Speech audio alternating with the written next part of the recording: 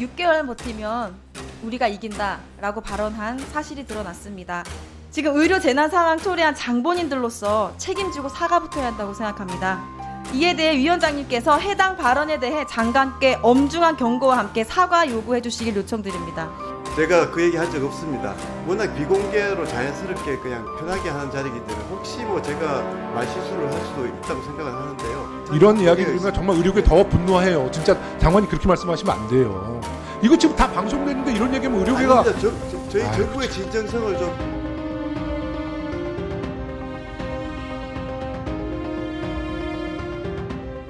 자, 위원장님 지난 29일 국민의힘 연찬회에서 전공의를 복귀시킬 보관이 있느냐 이런 질문에 이주호 장관께서 6개월 버티면 우리가 이긴다라고 발언한 사실이 드러났습니다.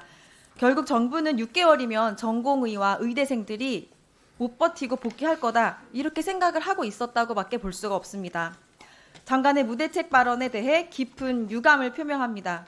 지금 의료 공백이 장기화되면서 환자와 의사, 우리 국민들 모두 의료 붕괴로 인해 생명의 위협을 느끼며 하루하루 버티고 있습니다.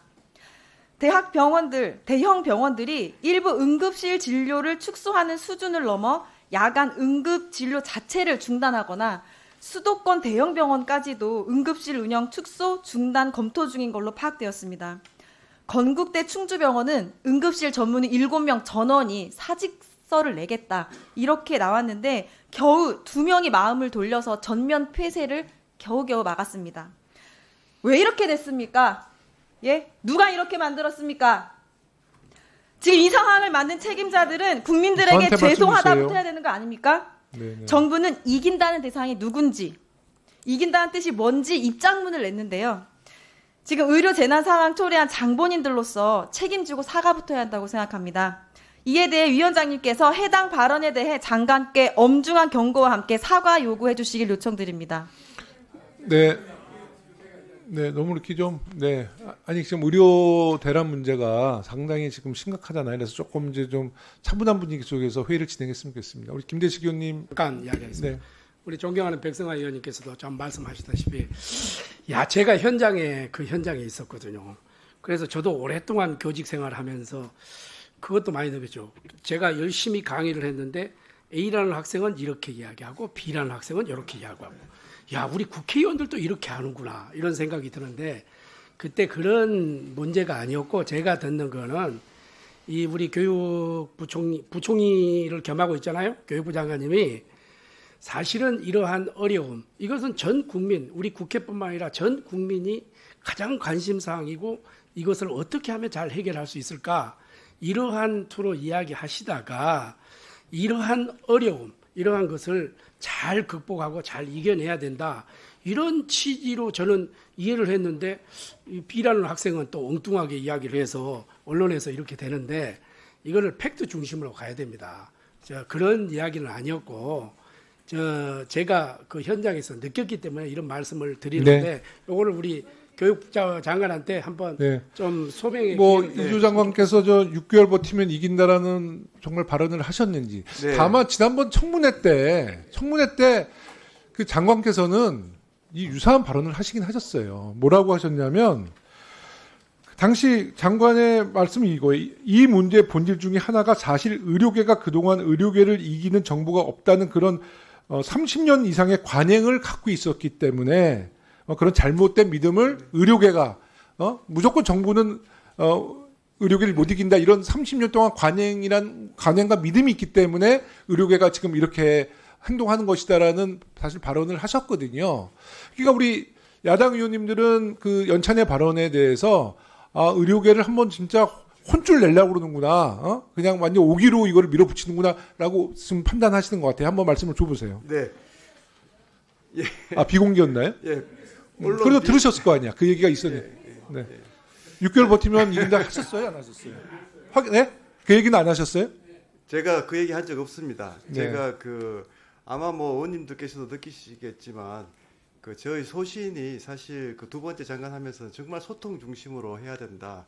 교육개혁이건 의료개혁이건 결국은 교육개혁은 교사분들이 개혁의 주인이 돼야 되는 거고 의료개혁은 또 의사분들입니다. 결국은 개혁을 집행하실 분들이 다 그런 분들이기 때문에 현장과의 소통이 가장 중요하고 현장에 있는 분들을 적으로 돌려서는 안 된다는 것이 계속 제 메시지였습니다. 그런데 그래서 연찬회 때도 제가 계속 강조했던 거는 우리가 소통을 열심히 해야 됩니다. 이게 너무 지금 정부가 예산도 충분히 지금 이제는 투입을 했고 또 정책도 의사분들이 요구하는 정책을 하나씩 다 하고 있는데 이것이 너무나 의료계에 잘 전달이 안 되고 의료계가 불신이 벽이 높으니까 다 그 정부의 정책이 왜곡돼서 전달이 되기 때문에 정말 진정성 있는 소통이 중요하다는 것을 계속 강조를 했고 소통에 있어서는 국회 역할도 굉장히 중요하기 때문에 당정이 힘을 합해서 이 사태를 이겨냅시다 이렇게 했는데 그리고 제가 6개월 버틴다는 얘기는 정말 제가 워낙 비공개로 자연스럽게 그냥 편하게 하는 자리이기 때문에 혹시 뭐 제가 말실수를 할 수도 있다고 생각은 하는데요. 워낙 제 소신과 반대되는 그 워딩이기 때문에 저는 절대 이야기를 하지 않았다고 생각을 합니다. 그래서 6개월 버틴다는 거는 제 머릿속에 없습니다. 9월이 저는 항상 골든타임이다. 9월에 아이들이 안 들어오면 정말 어떻게 그 의료 대란이 발생할 수도 있거든요. 그래서 9월을 무조건 골든타임으로 생각하고 최대한 설득해서 9월에 아이들도 돌아오고 전공기도 복귀하도록 정부가 최선을 다하고 있다는 말씀을 여당 의원님들께 드린 겁니다. 아니 근데 저는 지금 학생들 정말 장관님 몇 번 만나보셨어요? 네. 이제 개강했잖아요. 네네. 지금 개강했는데 의대생 몇 명 지금 들어왔나요? 그거 지금 통계 자료 있어요? 의대 학생들 지금 몇 명이나 네. 복학했습니까? 그 수강 신청, 휴학률 이거 보고해달라 했더니 네. 자료 제출 안 하고 계시거든요. 그래서 사실은 그런 것도 준비가 안 됐는데 무슨 소통 얘기를 하시는 것은 저는 상당히 제가 문제점이 소통 있다고 봅니다. 강조한 거는 네. 지금 몇 번 만나보셨어요? 예, 골든 타임이고 여러 명을 만났고요. 골든 타임이라는 거는 그동안은 사실은 학생들이 만나주지를 않았습니다. 그런데 최근에 이제 학생들이나 전공이나 교수들이 만나자는 연락이 먼저 오기도 하고 그런 이제 전화. 아니 근데 골든타임이 9월인데 지금 이제 네네. 복학이 지금 어느 정도 지금 한번 말씀을 드려보세요. 지금 학생들 복학 몇 퍼센트 했습니까? 지금은 미미하죠. 미미하고. 미미했는데 이제 이거는 확정됐으니까 이제 9월 학기 안 들어오는 거는 거의 이제 확정적인 거 아니에요? 그렇지 않습니다. 제가 아니에요? 볼 때는 학생들이 지금도 어떻게 생각하는 네. 많은 분들이 정부가 예를 들어서 예산을 투입하겠다는 것도 못 믿고 있거든요. 근데 지금 사실 국회에서 아시는 바와 같이 정부 예산안이 확정됐지 않습니까? 그리고 지난 공청회 때 말씀드린 그 2배가 아니고 2.5배로 지금 돼 있거든요. 그래서 그런 부분에서 충분히 지금 이제 저희는 가능성이 있다고 생각을 합니다. 그럼 아직도 9월 학기 학생들이 들어올 수 있다라는 가능성을 열어놓고 계신 겁니까? 그렇습니다. 열어놓고 계속 설득 중에 있는 겁니다. 그러면 수강 신청과 휴학률을 현안으로 일단은 자료 제출을 해주세요. 예, 현안은 파악되는 대로 저희들이 네, 빨리 자료 제출해 주시고 네. 지난번에 청문회 때도 우리 야당에서 중지안을 제시했는데 그냥 장관님께서 바로 거절하셨잖아요. 그것도 지금 야당과도 소통을 못 하시고 계신데 저는 전공의 학생 교수님들 지금 소통한다는 얘기를 현장에서는 못 들어봤어요. 솔직히. 그래서 지금 이 문제가 얼마 전에 김종인 대표도 라디오 프로에서 이만가 어디 찢어서 앰뷸런스 타고 이렇게 응급실을 21군데가 돌았다는 얘기를 들었는데 이제 지역구를 두신 국회의원분들께서는 주민들의 또 여러 가지 항의를 지금 저희도 접하고 있거든요. 지금 정부에서 통계나 어떤 그 자료를 아직 제출을 안 했겠습니다만은 요즘에 응급실 가지 못해서 목숨을 잃는 환자가 저는 정말 생각 밖으로 엄청나게 나온다고 봅니다. 네, 위원장님 말씀하신 대로 지금 상황이 위중한 거를 저희가 전혀 이렇게 인정을 하지 않는다가. 근데 너무 소극적이고요. 아닙니다. 아니 지금 네. 한동훈 대표가 제안한 것도 왜 안 받아주시고 야당이 제안한 것도 그럼 중재안 없이 정부의 고집대로 가자는 거 아니에요? 정부가 네. 아니 여당에서도 이거를 자꾸 이 문제에 대해서 지금 얼마나 심각한데 이거를 막 대충 이렇게 매듭지려고 하지 마세요. 그거는 여당이 책임감을 갖고 가셔야지.